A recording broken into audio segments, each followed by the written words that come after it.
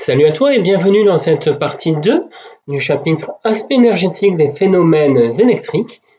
Et dans cette deuxième partie, nous allons étudier les sources de tension. C'est parti, jingle. Bon, mais il n'y a pas de jingle.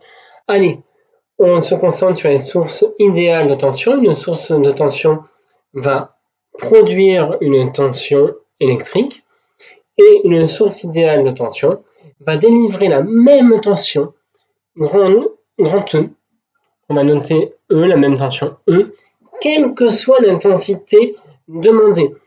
Tu vois ici que, quelle que soit l'intensité, la source de tension est constante.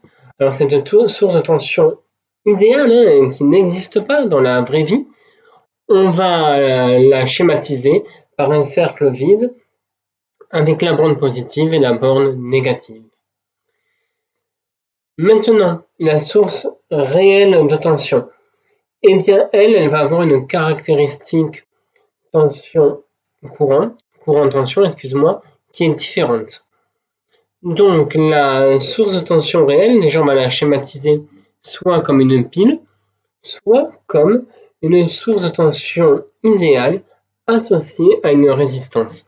Cette résistance associée, c'est ce qu'on va appeler la résistance interne de la source de tension. Toutes les sources de tension réelles ont une résistance interne. Et donc, qu'est-ce qu'on voit quand on regarde la caractéristique courant-tension d'une source réelle de tension? C'est-à-dire là, on fait varier l'intensité, on observe la tension.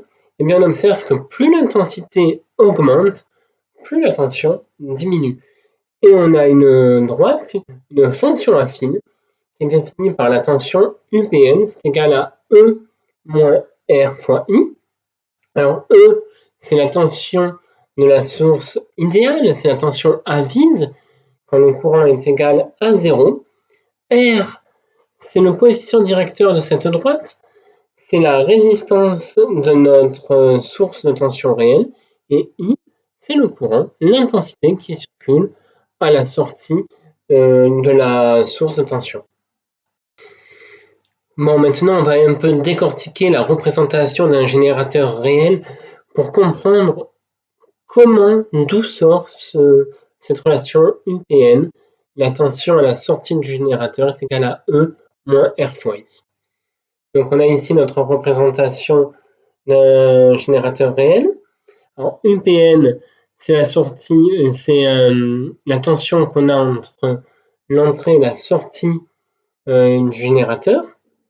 Et tu sais très bien, tu dois savoir que dans un circuit en stérile, les tensions s'ajoutent.